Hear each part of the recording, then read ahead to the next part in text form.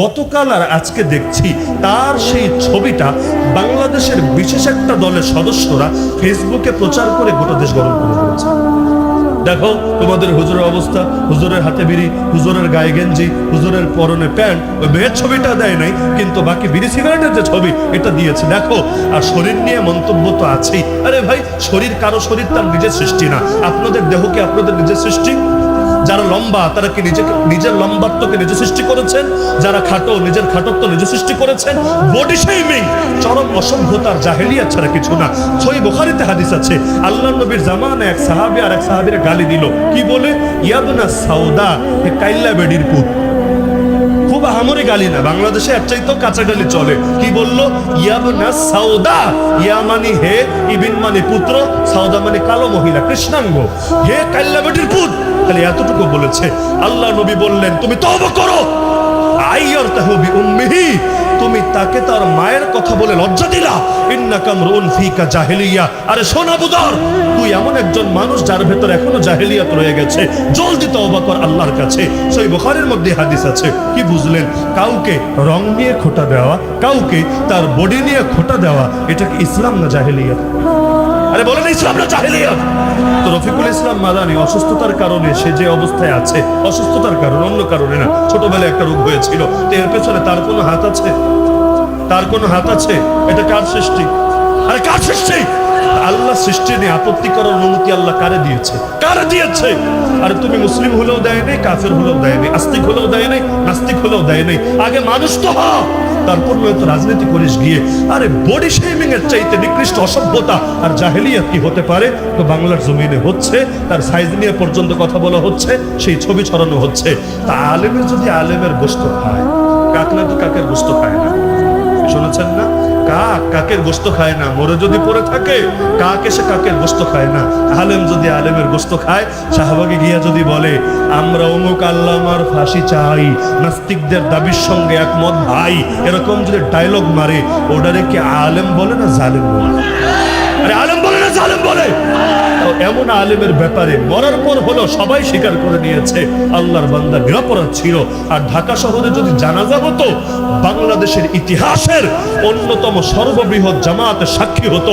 সরকার জিন্দা মানুষটারে তো ভয় পেত, মরার পর পর্যন্ত এমন ভয় পেয়েছিল, লাশের সঙ্গে অমানবিকতা করতে ছাড়ে নাই, জানাজাটা পর্যন্ত হতে দেয় নাই। না হলে গোটা জাতির সামনে প্রমাণিত হতো তার মরা বাপের জনপ্রিয়তা কতটুকু ছিল, আর একজন আলেমে দ্বীন আর কোরআনের খেদমতকারীর জনপ্রিয়তা কতটুকু ছিল।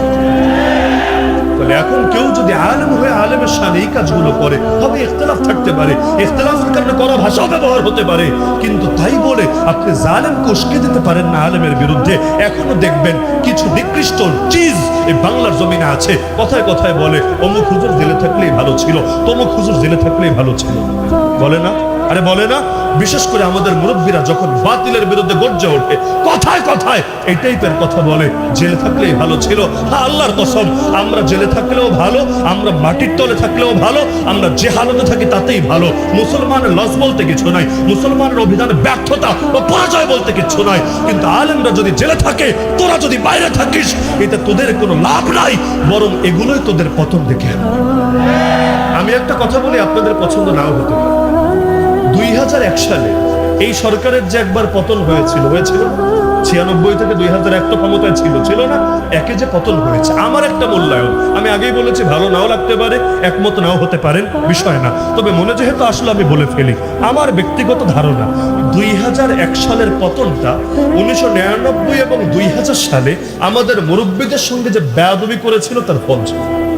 শাইখুল হাদিস রহমাতুল্লাহ আলাইহি, মুফতি আমিন রহমাতুল্লাহ আলাইহি, আরো এরকম দেশের মহান ব্যক্তিত্ব যাদের পায়ের ধুলার সমানও আমরা হতে পারি নাই, তাদেরকে যে জেল খাটিয়েছে, তাদের গায়ে যে হাত তুলেছে, এই কারণে আল্লাহ 2001 সালে একটা হলুদ কার্ড দেখিয়েছে, লাল কার্ড না। প্রথম ধাপে লাল কার্ড দেখায় না, ফাউল তো করেছে, হলুদ কার্ড দেখাচ্ছে, সাবধান সামনে আর এই ভুল করিস না। তো 2001-এ গেল, আবার 8 সালের শেষের দিকে নতুন করে আসলো।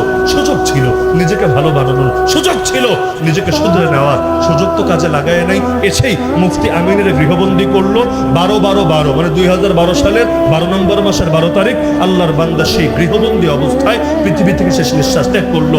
অনেকে আশঙ্কা ব্যক্ত করে মরে নাই, বরং মারা হয়েছিল। ওই শহীদ আল্লামাকে যেমন হসপিটালে যখন নিল সম্পূর্ণ সুস্থ, রাতারাতি লাশ হয়ে বের হলো, বললো স্ট্রোক করেছে জেলে। অথচ স্ট্রোক করা মানুষ কখনো পারে না এভাবে স্বাভাবিক থাকতে। আরে কায়েদে মিল্লাত আল্লামা জুনায়েদ বাবুনগরী, তার ব্যাপারে তো মামুনুল হক হাফিজাহুল্লাহ এখন প্রকাশ্যে বলেছেন, আমরা জেলের ভেতর থেকে এই কথা আলোচনা করছিলাম, মৃত্যু মোটেও স্বাভাবিক মনে হয় না আমাদের কাছে, বরঞ্চ করোনার ভ্যাকসিনের সঙ্গে তার ভেতরে স্লো পয়জন ঢুকিয়ে দিয়েছে। এটা মোটে অস্বাভাবিক কিছু না।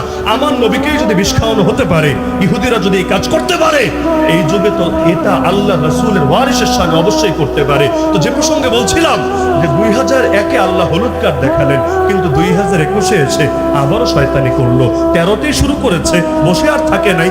লেকিন 21 সালে এসে এমন জুলুম করেছে, ব্রিটিশ শাসনের পর এত বেশি জুলুম একসঙ্গে এত আলেম ওলামার উপর কেউ করে না, কোনো কালে করে নাই। ব্রিটিশ আমলে ব্রিটিশরা করেছে, কিন্তু এরপর একসঙ্গে এত আলেম কে বাকি ছিল রে ভাই? মাঠে ময়দানে যারা পরিচিত, অসুস্থ বলেন, দুর্বল বলেন, অসহায় বলেন, এই যে আজকের মাহফিলের প্রধান অতিথি আল্লামা জুনায়েদ আল হাবিব সাহেব, নিজের চোখে দেখেছি 3 জন মিলে উঠানো রাখতো, 3 জন মিলে। আমার মাঝে মধ্যে চোখে পানি আসতো, তিনি কি আদৌ কোনোদিন সুস্থ হবেন? কোনোদিন কি আর বয়ান করতে পারবেন? আলহামদুলিল্লাহ, আল্লাহ তাদের ভেতরে এমন এক রুহানি শক্তি দিয়েছেন। আমি মনে করি এগুলো শরীরের শক্তি না, শরীরে কিছু নাই, এক রুহানি শক্তি দিয়েছেন, যে আল্লাহ তাআলার কুদরতে আবার উঠে দাঁড়িয়েছেন। মামুনুল হক সাহেব যে অবস্থায় পৌঁছেছিলেন, হুইল চেয়ারে করে নেওয়া লাগতো, দেখেন নাই, ক্রাচে ভর করে চলা লাগতো। অনেকে ভেবেছে আর কে কোনোদিন স্বাভাবিক হবে। আলহামদুলিল্লাহ, সারা দেশে সফর করছে। এটাও আমি মনে করি শরীরের শক্তি না, ইমানের শক্তি। এই জসিমউদ্দিন রহমানী সাহেব কারাগারের মধ্যে অজ্ঞান হয়ে পড়ে থেকেছে, অজ্ঞান হয়ে। কেন? পুরো ব্লকে একাকে রেখেছে, একা, 7টা রুম, আর ওই পাশে হলো একদম গ্রিল দিয়ে তালা মারা, কোনো খাদেমও না, কোনো মানুষ না, একা একা রেখে দিয়েছিল। একজন মানুষ একা কয়দিন থাকতে পারে? কত দিন কাটাতে পারে? বছরের পর বছর থাকতে থাকতে একদিন অজ্ঞান হয়ে পড়ে থাকলো। ওরা এসে দেখে ভেবেছিল মরা, পরে দেখে না মরা না, জিন্দা আছে, স্ট্রোক করেছে। এরপর তার খেদমতে কিছু মানুষ দিয়েছিল, তো হুজুরদের দিত না। এই জাতীয় মামলার আসামি কাউরে দিত না, চোর বাটপার এগুলোরে দিত। আল্লাহর কি কুদরত, চোর বাটপার যেত সোহবতে, চোর বাটপার হয়ে জেল থেকে বের হতো পাক্কা ইমানদারের মুজাহিদ। আল্লাহরই আজীব কারিশমা। আবরার ফাহাদকে খুন করেছিল যারা, যদি কেউ কোনোদিন কাশিমপুরে খোঁজ লাগাতে পারেন, খোঁজ লাগিয়ে দেখেন, এদের কয়েকজন আলহামদুলিল্লাহ এখন কয়েক পাড়ার হাফেজও হয়ে গেছে। দেখলে মানুষ বলবে মনে হয় মাদ্রাসার ছাত্র কিনা, আরে আল্লাহওয়ালা কিনা। অথচ এরাই 2 দিন আগে আবরার ফাহাদকে খুন করেছে, পিটিয়ে পিটিয়ে হত্যা করেছে। কিসের বরকত? আলহামদুলিল্লাহ, আলেম ওলামা কোনো জায়গায় বসে থাকে না। জেলে গেলে জেলখানাই হয় মাদ্রাসা, জেলে গেলে জেলখানাই হয় খানকা। যেখানে বসে সেটাই দ্বীনের মারকাজ। আলহামদুলিল্লাহ, দ্বীনের কথা এক সেকেন্ডের জন্য থেমে থাকে। তো বলছিলাম যে নবী এসেছেন হক জিন্দা করতে না হক বাতিল মিশিয়ে জগা খিচুড়ি বাগাতে। ওই যে ঘটনা বলছিলাম, এটা বলে আলোচনা শেষ করে দিচ্ছি, কারণ আরো অনেক মেহমান বাকি আছেন। যে আবু সুফিয়ান দেখতে আসলো কি পরিমাণ তৈরি আছে। আল্লাহ নবীর এক সাহাবীর কাছে ধরা খেয়ে গেল। তিনি বললেন, চল রে, তোরে নিয়ে যাই নবীজির কাছে। বললেন, না রে, দয়া কর, আমারে নিস না, বলে আমারে কেটে টুকরা টুকরা করে ফেলবে। বললো, আরে আমি দায়িত্ব নিচ্ছি, কিছু হবে না। আমার নবী রহমতের নবী, রহমতুল আলামিন, একবার গিয়ে দেখ না, তিনি তো তোরে টুকরা টুকরা করবেই না ইনশাআল্লাহ। এমন কিছু বলবে তোর দিলে আর কোনো কষ্ট থাকবে না। এখন উপায় তো নাই, ধরা খেয়ে গেছে। যদি বলে যাবো না, পরে যদি পিটায় নিয়ে হাজির করে, বলবো ঠিক আছে চলো। নবীর কাছে গিয়ে হাজির হলো। আল্লাহর নবীর খেদমতে যে সাহাবী ছিলেন, এটা বলে আলোচনা শেষ। তিনি বলছেন, ইয়া রাসূলুল্লাহ, কুরাইশের সর্দার আবু সুফিয়ান আসছে, সঙ্গে আপনার অমুক সাহাবী আসছে। এই কথায় কোনো ভুল মনে হচ্ছে আপনার কাছে? স্বাভাবিক একটা কথা। আবু সুফিয়ান আসছে, সঙ্গে অমুক সাহাবী আসছে, বাহ্য দৃষ্টিতে কোনো ভুল নাই। তারা কান্দারে এত হাজার হাজার হাজার মুসলমান, কারো চোখে ভুল নাই। নবী বলেন, খবরদার দ্বিতীয়বার কখনো এভাবে বলবেন। সেই সাহাবীও চমকে উঠলেন, কি ভুল করলাম। রাসূল বললেন, কোন মুসলমানের নামের আগে কোন কাফের সে যত বড় সর্দার হোক, যত বড় সেনাপতি হোক, আগে বলবা না, তুমি এভাবে বলবা আপনার অমুক সাহাবী আসছেন, সঙ্গে আবু সুফিয়ানও আসছে। কেন? নবী ব্যাখ্যা করলেন, আল ইসলামু ইয়ালু ওয়ালা ইউলা আলাই, ইসলাম উপরে থাকবে, ইসলামের উপরে কোনো কিছু যেতে পারবে না। কি বুঝলেন? ইসলাম এসেছে রাজত্ব করার জন্য না নিচে পিষ্ট হওয়ার জন্য? বাংলার জমিনে সবই তো হলো, খালি ইসলামের রাজত্ব কায়েম করাটাই বাকি থাকলো। এই দেশে নাস্তিকও গলা ফাটিয়ে কথা বলে, সেকুলারও তার স্বপ্নের কথা প্রকাশ করে, আর আলেম ওলামা কোরআন সুন্নাহর কথা বলতে গেলেও তাদের হাতে হাত করা লাগে। এর চাইতে বড় আফসোসের বিষয় কি হতে পারে? আরে আমাদের লড়াই থামে নাই, যুদ্ধ থামে নাই, সংগ্রাম থামে নাই। ততদিন পর্যন্ত লড়াই চালাতে হবেই হবে, যতদিন না আল্লাহর জমিনে আল্লাহর দ্বীন জিন্দা হবে। নবী যেভাবে বলেছিলেন, হয়তো শরিয়াত নয়তো শাহাদাত, হাত্তা ইউযহিরাহুল্লাহ ওয়া আহলিকা দুনাহু, হয়তো আল্লাহ ইসলামকে বিজয় করবেন অথবা আমি শহীদ হব, কিন্তু আমি জিন্দা থাকতে ইসলাম মুর্দা থাকবে, এটা কিছুতেই মেনে নেওয়া যায় না। সিদ্দিক আকবর বলেছিলেন, আয়ানকুসুদ্দিন ওয়া আনা হাই, আমি আবু বকর জীবিত থাকতে ইসলামের মধ্যে এতটুকু ত্রুটি ঢুকবে হতে পারে না। আর বাংলাদেশে 14 কোটি মুসলমান থেকে কি হবে, কোটি আলেম থেকে কি হবে, এত এত দিনদার মানুষ থেকে কি হবে, যদি এই দেশের মধ্যে এখনো নবীকে গালি দেওয়া হতে থাকে, যদি এই দেশে এখনো নাস্তিকরা ওদের এজেন্ডা বাস্তবায়ন করতে থাকে, যদি এই দেশে এখনো পর্যন্ত নারীর বোরকা নিয়ে কটূক্তি করা হয়ে থাকে। এই নতুন স্বাধীন বাংলাদেশেও নারীর বোরকা নিয়ে কটূক্তি হয় নাই? আরে হয়েছে নাকি হয় নাই? এখনো পর্যন্ত যদি এগুলো হয়ে থাকে, এখনো যদি মূর্তির পক্ষে, আরে ওই হিন্দুদের মূর্তি না, বরঞ্চ রাস্তাঘাটে মুসলমানদের দেশে রহমতের ফেরেশতা যাতে না আসে, এগুলোর জন্য যে মূর্তি বানায়, এর পক্ষে দালালি করার মতো যদি লোক থাকে, তাহলে বলতে হবে লড়াই এখনো শেষ হয় নাই, আসল লড়াই বাকি আছে। যতদিন পর্যন্ত ইসলাম জিন্দা না হবে, ততদিন পর্যন্ত লড়াই চলবেই চলবে, চলবেই চলবে, চলবেই চলবে।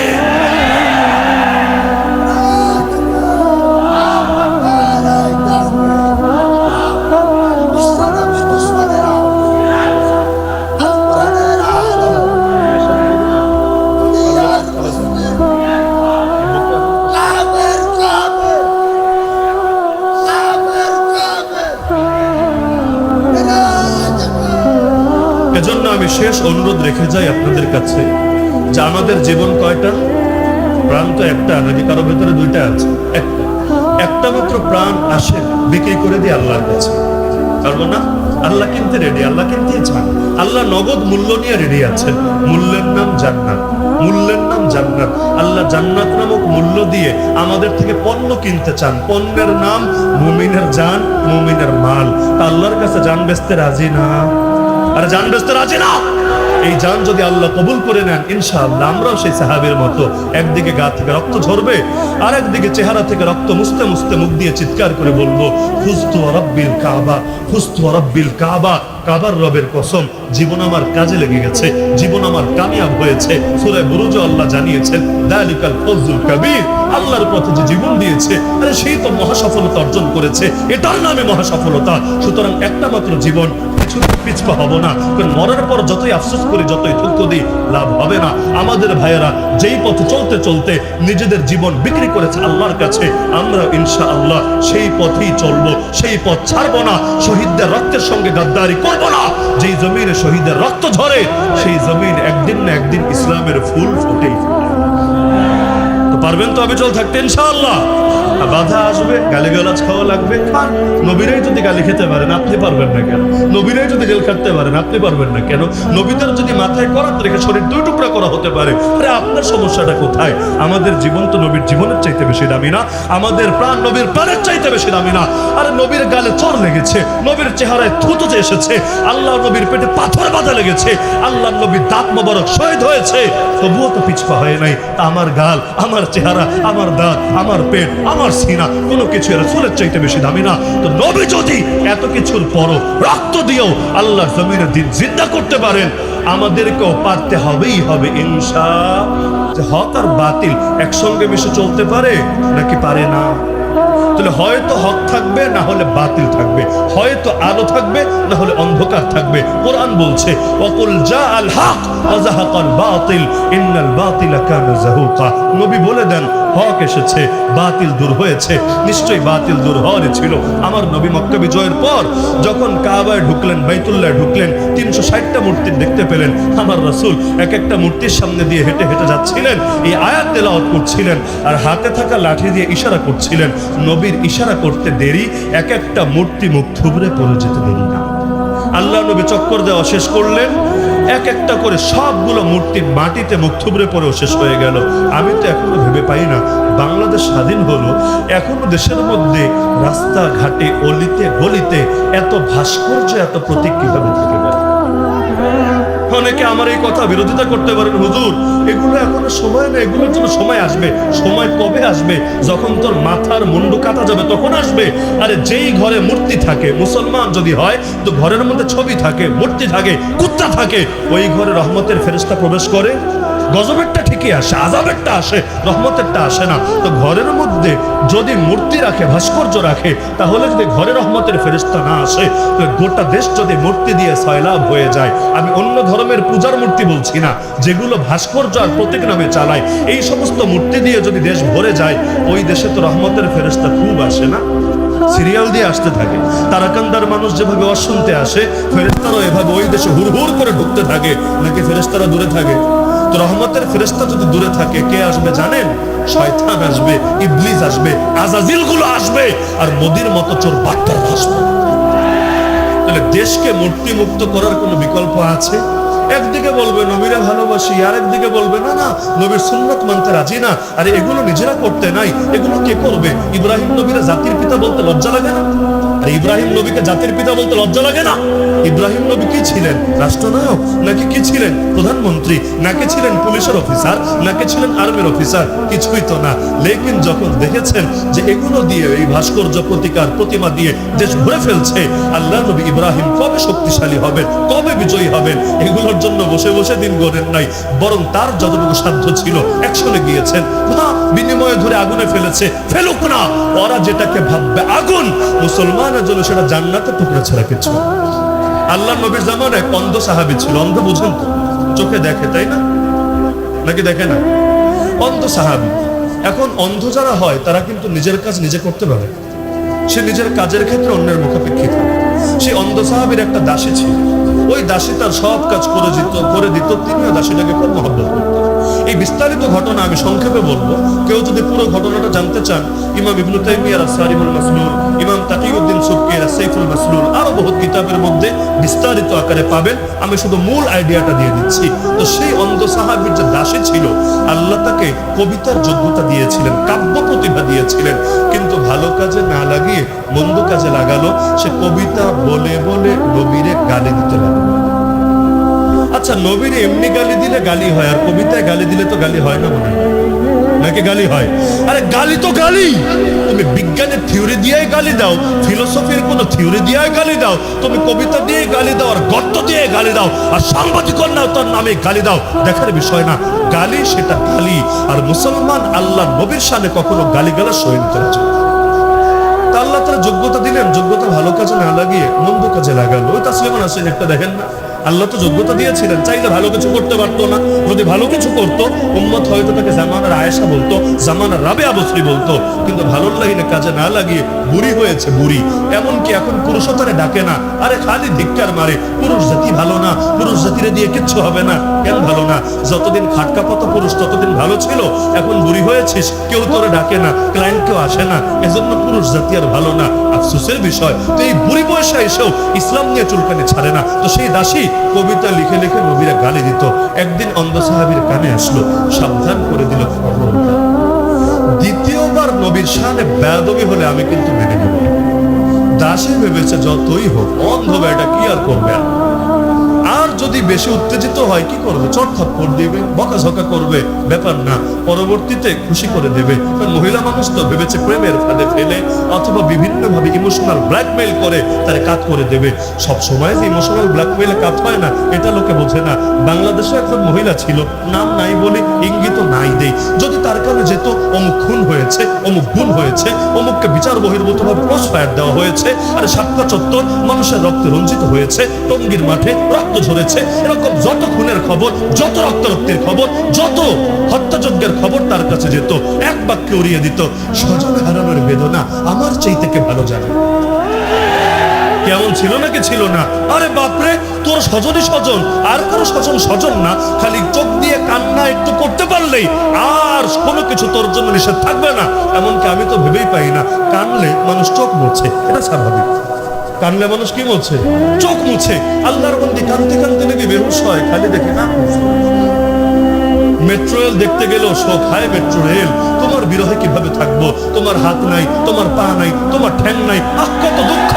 মেট্রো রেল দেখতে গেলেও নাক দিয়া পানি পড়ে, নাকের পানি সামলাতে পারে না। পদ্মা সেতুর শোকে পাথর, সে নাকের পানিটা সামলাতে পারে না। রাস্তাঘাটে গাড়ি চলে না, ঘোড়া চলে না, এই চিন্তায় তার ঘুম হয় না। কিন্তু 18,000 মানুষ এখনো আহত হয়ে পড়ে আছে বাংলার জমিনে, এদেরকে নিয়ে তার ভেতরে চিন্তা কাজ করে না। আবু সাইদ মুগ্ধরা শহীদ হয়ে জান্নাতে শপথ পাখি হয়ে যায়, এটা নিয়ে তার ভেতরে টেনশন কাজ করে না। কথা শুনলে মনে হয় ওর স্বজনই শুধু মরে, পৃথিবীর আর কারো স্বজন মরে কিচ্ছু আসে যায় না।